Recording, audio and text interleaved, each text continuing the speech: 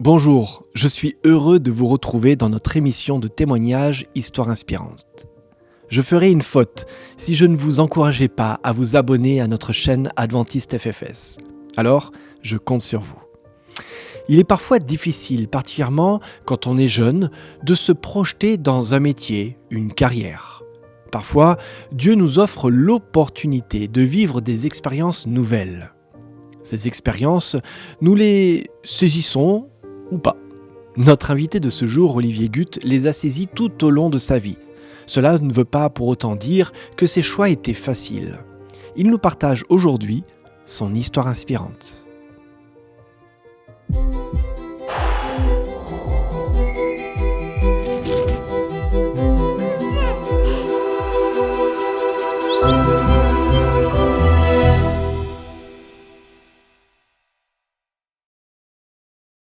Bonjour Olivier.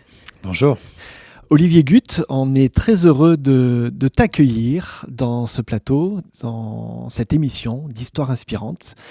Alors peut-être que beaucoup de nos éditeurs ne te connaissent pas, comme parfois certains de nos invités, mais on va apprendre à te connaître. J'hésite presque à te vouvoyer, vu ton rang et ta fonction. Donc Olivier, tu es aujourd'hui vice-président, j'espère ne pas commettre d'erreur, vice-président d'ADRA International. Tu travailles aux États-Unis et particulièrement à ce poste de vice-président, tu t'occupes de la partie trésorerie. C'est bien ça ? C'est ça. Donc on peut dire que tu es arrivé à la fin de ta carrière, au sommet d'un lieu que tu n'as pas voulu, auquel tu t'es pas destiné. Tout à fait. Et on va découvrir ce parcours-là. Alors, est-ce que tu peux nous présenter peut-être en deux mots d'abord qu'est-ce que cette association, cette ONG ADRA International ? Voilà, merci bien sûr. Alors ADRA International, c'est l'agence adventiste d'aide et de développement qui est présente dans de nombreux pays, environ 117 aujourd'hui, y compris en France. Et donc il y a un siège international, en tout cas un bureau aux États-Unis qui coordonne le réseau international et qui est dans le même site que le siège de l'Église adventiste au niveau mondial. Donc c'est au Maryland, dans l'est des États-Unis. Donc c'est une ONG conséquente. Je crois qu'il y a quand même quelques salariés pour cette ONG. Est-ce que tu pourrais nous dire en chiffres, en deux mots ? Oui, alors, disons que si c'est au niveau juste du siège, on est environ 150 salariés, mais au niveau du réseau mondial, en tout cas, il y a les salariés et les volontaires. Je crois qu'on parle d'environ 6 000 employés.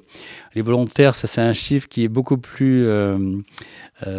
qui varie beaucoup, mais je pense qu'on peut compter environ 10 000 volontaires, bon an, mal an, sur le réseau mondial. Donc une ONG reconnue au niveau mondial, vraiment international, qui d'ailleurs, je crois, a son siège aussi au niveau des Nations Unies, c'est bien cela ? Disons qu'on a une représentation au niveau des Nations Unies en tant qu'observateur, et depuis une vingtaine d'années, on a ce statut, effectivement.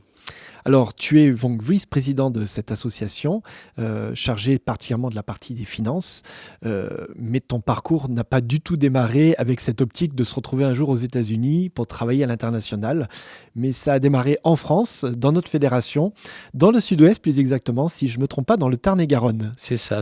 Oh, effectivement, je crois que je ne suis peut-être pas le seul, mais je n'aurais absolument jamais imaginé, quand j'étais jeune, quand j'étais adolescent, je pensais à ce que j'allais faire dans ma vie. Je n'aurais jamais pensé que Dieu aurait ses plans. Il m'amène à servir là où je sers aujourd'hui, effectivement. Alors, tu nais dans une famille d'agriculteurs. Oui. Et au départ, il y a une passion pour l'agriculture ? Alors, une passion, je vais être très modeste, pour être très franc. C'est pas une passion, c'était la norme. Mes parents étaient agriculteurs, donc je suis pas né, mais enfin, j'ai été élevé dans ce milieu-là, avec un horizon assez limité. Et comme dans beaucoup de familles, mon père pensait que j'allais reprendre la ferme. C'est une petite ferme, très, très modeste, dans le Tarn-et-Garonne, effectivement. Et donc, à cette époque-là, mon horizon était assez limité. Alors, on n'entend pas l'accent du Tarn-et-Garonne. Si certains nous entendent, ils seront peut-être déçus. Mais en tout cas, toi, tu te dis très rapidement, finalement, la vie de la ferme, c'est pas pour moi. Alors effectivement, bon, déjà c'était une vie assez dure, hein, une petite ferme. Mon père et mes parents travaillaient dur. Et je voyais qu'ils avaient vraiment beaucoup de peine. Ils faisaient aussi de l'agriculture biologique. Dans les années 60, c'était quand même assez précurseur et ça payait pas beaucoup. Mais c'est surtout ce qui a changé ma vie, ce qui a déclenché, c'est l'opportunité que j'ai eue de postuler comme volontaire avec la division de l'Église adventiste pour l'Europe et qui m'a proposé un poste de volontaire au Burkina Faso. À l'époque, c'était la Haute-Volta. C'était en 1977. Et c'est ça le point de départ qui a changé ma vie. Alors, tu pars pour le Burkina, enfin ex-Haute-Volta. Tu vas faire quoi comme expérience là-bas? Tu vas vivre quoi d'abord? Tu y vas pour faire quoi finalement? Alors, j'avais juste terminé mon diplôme de brevet de technicien agricole. Donc, j'avais quand même à la fois une expérience pratique et aussi un diplôme. Et j'y allais comme volontaire pour enseigner l'agriculture dans une toute petite école de maraîchage qui se créait cette année-là. D'accord. Donc, tu arrives en volontaire. Tu découvres, sortant du Tarn-et-Garonne, on va pas dire de la France profonde, mais d'un territoire très rural, prendre l'avion, aller en Afrique, dans un autre territoire très rural aussi. J'imagine que c'est un choc assez fort, non? Oui, alors on ne peut pas sous-estimer le choc que ça a été. D'une part, c'est ma première fois de partir à l'étranger, première fois de prendre l'avion. Mais aussi, je me retrouve enseigné, même si c'est une petite école, c'est une classe unique. Ce sont des élèves qui sont adultes, donc tous plus âgés que moi. Et bon, mais je suis vraiment le petit blanc qui arrive et qui est très, très ignorant et qui ne mesure même pas son niveau d'ignorance. Et donc, oui, c'est un choc total. Comment tu te sens à ce moment-là? Désespéré, désemparé. Je me souviens du premier jour d'école, dans l'école en tant qu'enseignant. Hein. Et je suis dans la pièce, dans la classe, à côté de là où les élèves attendent. Il est 10h du matin, c'est le premier cours que je dois présenter.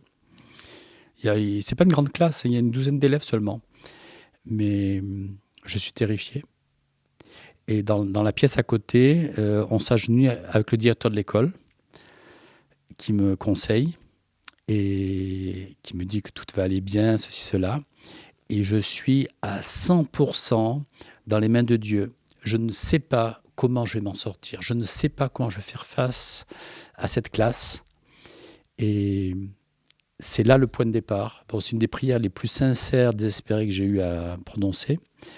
Et c'est là le point de départ où je suis dans les mains de Dieu. Tu as quel âge à ce moment-là?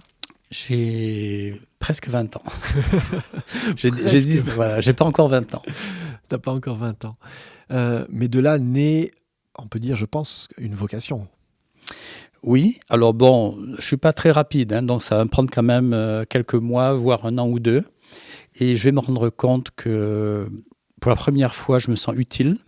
Parce que bon, même avec mon jeune âge, mon manque d'expérience, cet enseignement est utile. Je peux voir la différence que je fais auprès de ces étudiants.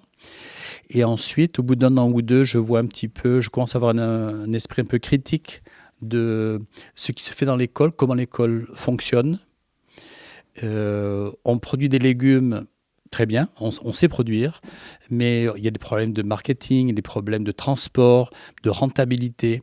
Et c'est là que je commence à voir que, oui, il y a des choses qu'on pourrait faire différemment. Et ça me motive à étudier le sujet, étudier la gestion, l'administration, le marketing.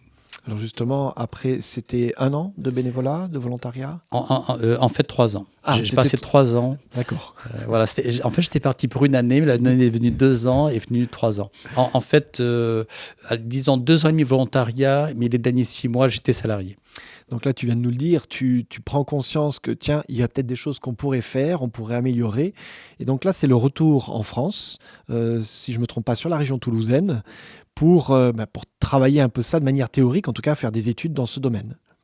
Voilà, exactement. Donc, au bout de mes 3 ans au Burkina Faso, dans cette école, je rentre en France, à Toulouse, et je vais dans une école de gestion, une école de commerce, pour comprendre justement tout ce qui est gestion, administration, finance, marketing.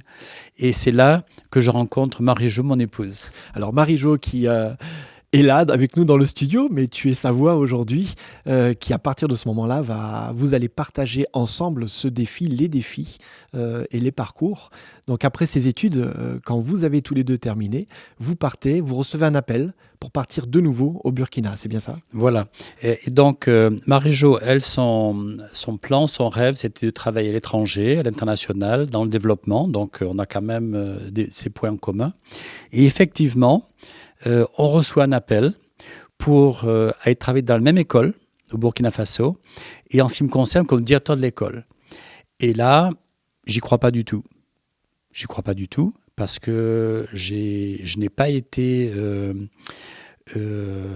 j'ai pas été élevé avec le moindre sens de l'ambition. J'ai été élevé avec un sens peut-être beaucoup plus humble, modeste, de servir. Mais moi, je me vois comme un employé, comme un volontaire, ça allait très bien. Enseignant, ça allait encore. Un appel qui vient comme directeur, non. C'est la première d'une... Il y a eu plusieurs expériences similaires où je demande, non, ils se sont trompés, c'est pas moi, ou ils ont vraiment personne. Voilà, ça c'était mon état d'esprit. Et tu te retrouves de nouveau dans cette petite pièce, cette fois-ci appris avec un nouvel étudiant, un nouveau volontaire ou... Non, peut-être pas dans la petite pièce, mais donc là on est deux avec Marie-Jo, donc déjà ça change beaucoup parce que c'est un couple, on est en équipe, on se soutient l'un l'autre. Elle me soutient beaucoup. Et je prie, mais aussi pour donner un exemple, une anecdote, lorsque je reçois l'appel et une conversation téléphonique qui suit, à cette époque-là, je travaillais en France, juste après mes études, entre la fin de mes études et le départ au Burkina Faso. Et donc, je travaille, et dans mon bureau, j'ai la possibilité d'enregistrer la conversation téléphonique. Et j'enregistre, et je garde la cassette pendant plusieurs années, parce que je me dis... Un jour, ils vont se rendre compte que non, il y a une erreur, c'est pas moi. Ça, c'est pour montrer à quel point je n'ai pas confiance en moi, je ne me voyais pas du tout, dans un poste de responsabilité, même si c'est directeur d'une petite école. Dans cette école, même si elle est petite, tu y restes combien d'années? Vous y restez, pardon. Oui, alors tous les deux avec Marie-Jo, on va y rester pendant 5 ans. D'accord. Et à la fin de ces 5 ans, est-ce qu'il y a toujours cette question de... Alors, tu parles de manque de confiance, d'usurpation, peut-être d'identité, même de dire vous vous êtes trompé. Est-ce que tu as toujours ce sentiment-là? Alors, au bout de 5 ans, pour ce poste-là, ça allait quand même, parce que Dieu nous a beaucoup bénis. Dieu a répondu aux prières. On a, tous les deux, on a eu beaucoup d'expérience avec la prière. Et Dieu répond. Donc, un jour à la fois, une année à la fois, les problèmes ont été résolus, on s'en est sorti. Et ensuite, le poste suivant, c'était comme directeur ADRA, pour ouvrir le bureau ADRA au Burkina Faso, comme directeur national. Bon, là, c'était encore dans le même pays, c'était dans mon domaine, je comprenais à peu près. Donc, j'ai accepté. Mais il y a eu d'autres expériences, d'autres étapes où, de nouveau, j'ai prié, j'ai demandé Dieu, et au responsable qui m'avait nommé, je dis, vous êtes sûr? Alors, est-ce que tu aurais peut-être justement une de ces expériences à nous partager du Burkina particulière? Alors, au Burkina Faso, parce que il faut quand même bien dire qu'est-ce qu'on faisait dans cette école. On enseignait à des élèves adultes, en fait de jeunes agriculteurs, comment cultiver des légumes. Et c'est important parce que le Burkina Faso est un pays où il y a essentiellement une seule saison des pluies, où traditionnellement les agriculteurs cultivent et produisent des céréales, sorgho, maïs, millet, mais très peu de légumes. Mmh. Et toute la saison sèche, qui est l'hiver pour nous, il n'y a quasiment pas d'agriculture. Et l'idée était de promouvoir et déployer l'agriculture maraîchère en basse saison, en saison sèche, et qui est aussi fraîche, grâce à de l'irrigation. Et l'expérience que je pourrais montrer, c'est que la différence d'impact, même au niveau local, à côté de l'école. Donc, les premières années quand j'étais là, si on rentrait dans le marché d'une petite ville, qui était à 40 km de l'école, on pourrait trouver des légumes, mais en très très petite quantité. Par exemple, c'est un petit tas de 3 tomates. Et le chou, par exemple, notre chou commun, était vendu à la feuille. Alors, je me souviens pas du prix exact, mais mettons, c'était peut-être l'équivalent de 15 centimes ou 15 francs CFA la feuille. Ce n'est pas des centimes d'euros. 15 francs CFA la feuille. Et alors, c'est important de mentionner ça parce que, allez, je dirais 3-4 ans plus tard, lorsqu'il y a eu quand même certains anciens élèves qui se sont installés dans leur production, dans cette même ville, dans ce même marché, on pouvait voir des légumes. Alors, je reviens aux choux, des choux qui arrivaient dans le marché par charrette entière, c'est des charrettes à âne, donc une charrette avec peut-être une vingtaine de grands sacs de choux, et un gros chou se vendait moins cher qu'une feuille quelques années avant. Et bon, ce n'est pas une question économique seulement, c'est une question que désormais dans ce marché, donc toute la population consommait des légumes. Donc il y avait à la fois des producteurs qui avaient maintenant des moyens d'existence, mais également au point de vue de nutrition, l'impact était là. Aujourd'hui, l'école peut être fermée, on peut avoir oublié le nom d'Adra, le nom d'Olivier c'est sûr, mais la réalité a changé. Dans cette ville, dans cette région, et bon, au cours des années, les élèves ont été disséminés dans l'ensemble du pays, on a eu un impact sur la production et sur la nutrition. Et ça, c'est bon. Même si c'est juste ça, j'estime que ma vie a été utile. Alors, je m'imagine dans quel état tu es à la fin de cette période-là, en disant on a servi à quelque chose avec Adra, on a apporté quelque chose. Là, tu es confiant et tu dis, ça y est, je suis prêt à aller n'importe où. Peut-être, ou pas du tout. Parce que je sais que tu reçois un appel juste après, tu changes de pays. Du tout. Non, donc là, c'est une expérience que je donne pour montrer un impact dans ce que l'on fait, dans Adra. Et pour moi, ça me donnait cette assurance qu'on fait quelque chose d'utile. Alors, il ne faut pas se leurrer. Il y a énormément de projets qui sont faits, y compris de grands projets coûteux, qui ont un impact très modeste, parfois qui échouent, il faut le dire. Mais cet exemple, ce petit exemple, pour moi, c'est un des meilleurs pour démontrer que oui, il y a un impact, oui, on a servi à quelque chose, oui, on est utile. Et à titre individuel, comme à titre au niveau Adra. Alors, comme tu avais ce statut de missionnaire aussi, même si ministère laïque, tu reçois un nouvel appel, on te contacte pour changer de pays. Donc là, c'est le pays... Alors, tout d'abord, c'est pour aller au Sénégal. Voilà, au Sénégal. Voilà. Et dans quel état tu es, justement? Parce que là, on te demande de passer à autre chose, quelque part, oui. de tourner la page. Oui. Alors déjà, c'est un changement de pays. Alors que le Burkina Faso, bon, j'avais mes marques, je connaissais l'environnement, je savais quoi faire, etc.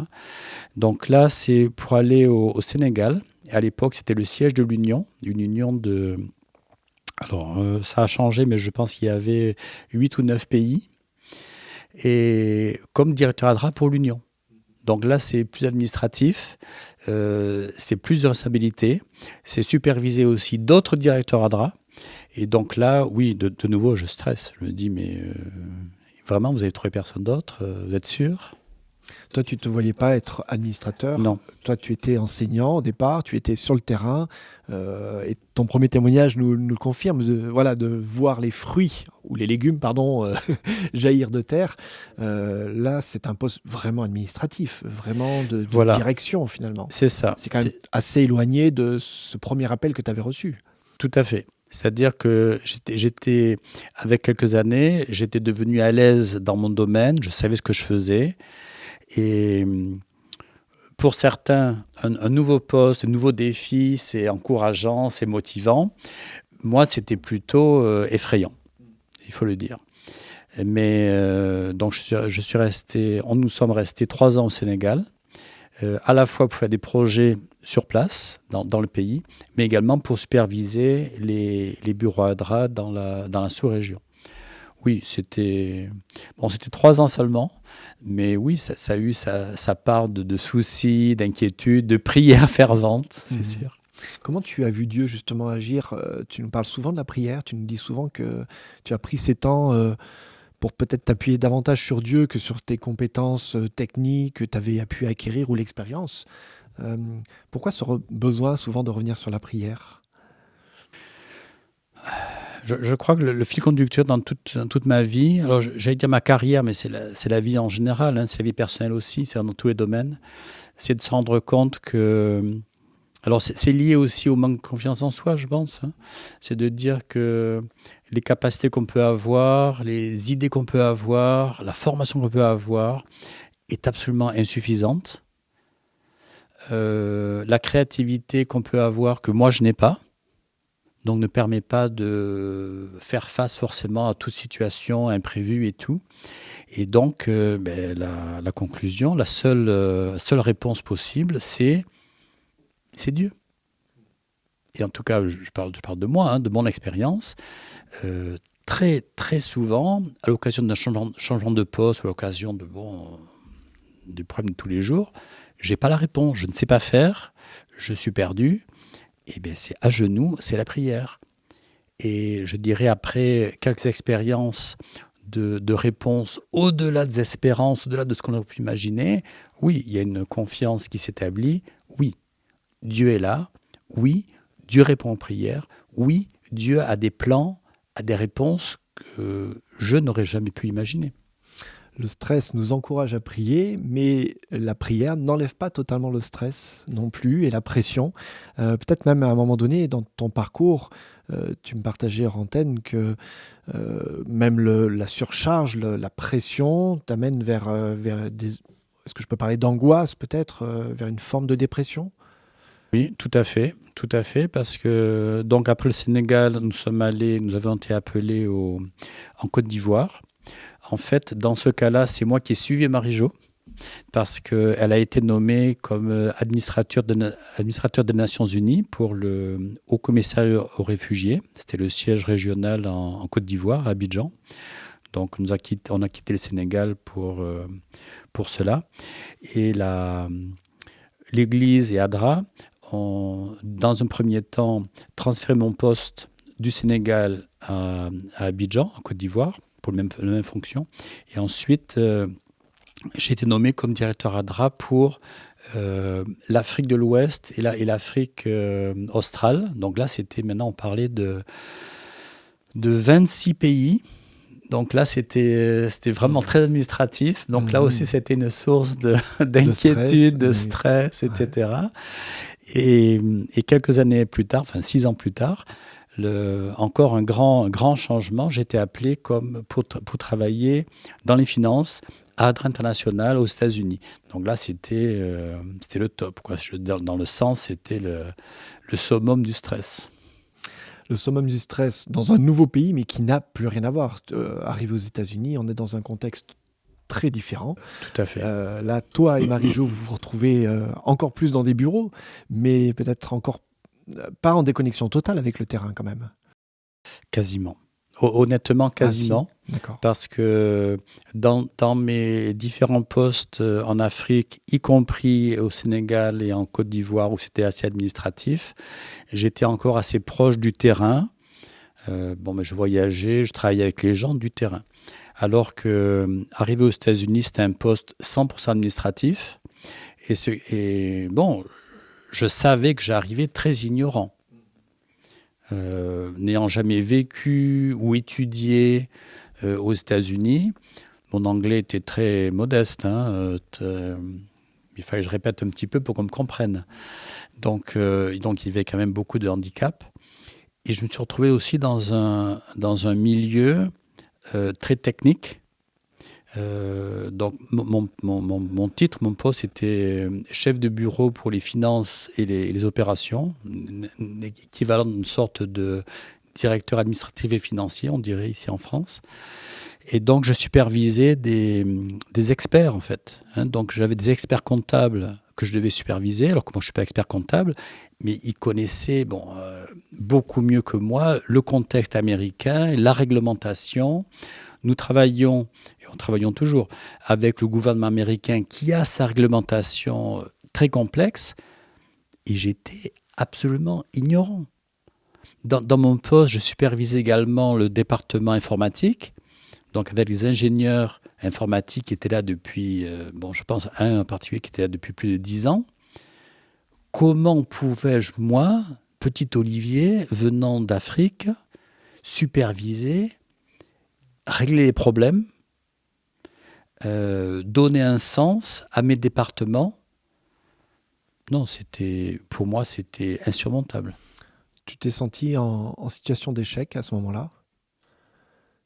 Alors, je dirais pas échec, mais je dirais plutôt inadéquation. Je me dis, mais qu'est-ce que je fais là? Pourquoi est-ce qu'ils m'ont nommé à ce poste? Et oui, donc là, pour être assez transparent, au bout de 6 mois environ, 1 an, j'ai commencé à déprimer en me disant, mais qu'est-ce que je fais là? Au bout de 6 mois, 1 an, j'arrivais toujours pas à prendre la mesure du poste, et dans le sens, par exemple, quelqu'un vient dans mon bureau, me dit, bon, on a un problème tel, mais comment voulez-vous que moi je réponde, que je trouve une solution, alors que vous êtes les experts, vous êtes là depuis, c'est votre pays, vous êtes américain, vous connaissez. Et moi, j'arrive, oui, donc là j'ai, je dois le dire, je peux le dire aujourd'hui, hein, j'ai fait une psychothérapie qui a duré 2 ans, avant que finalement j'arrive à me dire, bon, mais je suis là avec ma part d'ignorance technique, mais aussi avec mon expérience, parce que ça m'a pris du temps pour comprendre que les superviseurs qui m'ont nommé à ce poste-là, ils ont vu mon expérience du terrain, qui complétait, qui permettait d'avoir de bonnes décisions par rapport à l'expérience technique de mes collègues qui, eux, n'étaient jamais sortis des États-Unis. Donc, ça m'a pris du temps pour comprendre pourquoi Dieu m'avait placé là. Dieu t'avait placé là et il avait placé aussi des personnes sur ton parcours. Des gens qui t'ont fait confiance, tu me disais. Ah oui, non, là, j'ai toujours trouvé incroyable que ce responsable d'ADRA ou de l'Église, hein, puisque c'est l'Église aussi qui dirige, qui prend les décisions par des comités, qui ont vu en moi des possibilités, des capacités que moi je ne voyais absolument pas. Et je dois aussi remercier Marie-Jo qui, elle, m'a encouragé, qui, elle, a vu, me dit oui, tu peux le faire, ils ne se sont pas trompés, c'est pas une simple erreur administrative, tu peux le faire. Et elle avait raison. Et ils ont eu raison, parce que malgré des faiblesses, des erreurs, tout ce qui ne peut pas aller, hein, globalement, ça a marché, ça a fonctionné. Donc finalement, ils ont eu raison. Tu arrives vers la fin de ton parcours. La retraite n'est pas encore là. Mais voilà, on l'a évoqué au début de cette émission. Maintenant, tu es monté au plus haut niveau. Alors, tu n'es pas le président d'ADRA International, mais tu es juste en dessous pour cette gestion des finances. Et je sais, je ne vais pas trahir, mais je vais dire qu'ils ne veulent pas te laisser partir tout de suite, si j'ai bien compris. Ils aimeraient te garder. Donc, ça veut dire c'est une preuve aussi de confiance et de joie que de t'avoir dans leur équipe. Quand tu regardes tout ce parcours entre le Tarn et Garonne, dans la petite ferme familiale, le Burkina, le Cameroun, non pas le Cameroun, Sénégal le et Sénégal, Côte d'Ivoire. voilà, j'avais changé de pays. Le Sénégal, la Côte d'Ivoire, les États-Unis. Waouh, quand tu regardes tout ça derrière, tout ce chemin parcouru, entre le petit volontaire qui se retrouve dans cette salle d'étudiants et aujourd'hui, qu'est-ce que ça te dit? Qu'est-ce que cette histoire te raconte? Qu'est-ce que cette histoire nous raconte? Alors, c'est clair qu'il y a beaucoup d'enseignements. Moi, je n'ai retiré beaucoup d'enseignements. Donc, pour être bref, je vais essayer de me limiter aux principaux. C'est même si on n'a pas de plan soi-même. Alors, je sais que certaines personnes, mais certains adolescents ont déjà une ambition ou une volonté. Ils savent ce qu'ils veulent faire. Ce n'est pas le cas de tout le monde. Ce n'était pas mon cas. Même si on n'a pas de plan, Dieu a un plan. Ça, c'est une chose que j'ai apprise, j'ai vécu, expérimenté, que je sais. Dieu a un plan. Deuxième chose, comme je l'ai dit, pour moi, la prière est très importante. Dans de nombreuses situations, moi, je ne sais pas faire. Je n'ai pas la réponse. Je ne suis pas créatif. C'est pas que je vais me blâmer, mais c'est les situations dans lesquelles je me suis trouvé. Et bien là, je me mets à genoux, je prie, et je ne sais pas comment Dieu va répondre. Et pourtant, quasiment à chaque fois, avec un peu de recul, avec le temps, je vois, ce sont des faits, c'est la réalité, Dieu a répondu, et a répondu bien au-delà de tout ce que j'aurais pu imaginer. Donc, ça donne de la confiance, confiance en Dieu, confiance dans le pouvoir de la prière. Et alors dans mon cas, ça m'a pris de nombreuses années. Finalement, ça donne une certaine paix. Pour moi, j'ai pas eu la paix très rapidement. Hein. Je me suis toujours bien stressé. Mais pour moi, c'est ça. Aujourd'hui, après, avec un peu plus de 40 ans de recul, c'est ça. L'essentiel, c'est ça. C'est Dieu a un plan, on lui fait confiance, on prie et on reste disponible. C'est vrai que, c'est une décision d'aller comme volontaire au Burkina Faso. C'est une décision, quand on a une famille, d'accepter de partir. Voilà, c'est un appel, hein, on y va. Donc, il faut laisser Dieu guider les choses. Merci beaucoup, Olivier. Merci aussi à Marie-Jo d'avoir été là avec nous. Je sais que tu nous as préparé aussi un texte qui, pour toi, était un texte important. C'est le texte... Alors, c'est un texte, bien sûr, sur la prière, hein, parce que c'est le fil conducteur pour moi. Et c'est un texte que l'on trouve dans Marc, au chapitre 11, au verset 24. Un texte assez connu des lecteurs de la Bible qui dit « Tout ce que vous demanderez en priant, croyez que vous l'avez reçu et vous le verrez s'accomplir. » Et bon, c'est un texte qui peut être vu comme voilà, là c'est trop facile, hein, il suffit d'y croire pour le voir. Et en fait, c'est la réalité. En tout cas, c'est mon expérience. C'est clair que la prière, c'est une expérience personnelle. Il y a une partie d'interprétation. Les incrédules, invétérés vont toujours dire « Ah oui, mais c'est une coïncidence. » C'est une expérience personnelle. Notre expérience, je parle pour Marie-Jo aussi, notre expérience, c'est que oui, Dieu répond aux prières. Et on le voit. On voit la réponse aux prières s'accomplir. Merci beaucoup pour cet encouragement, merci pour cette histoire, pour ton témoignage authentique de vie aussi, et j'espère qu'il pourra inspirer nos amis auditeurs. En tout cas, moi, je voudrais t'inviter à l'écrire sur notre mur des témoignages ici à la Fédération. Très bien. On va l'écrire ce petit texte. Allons-y, merci.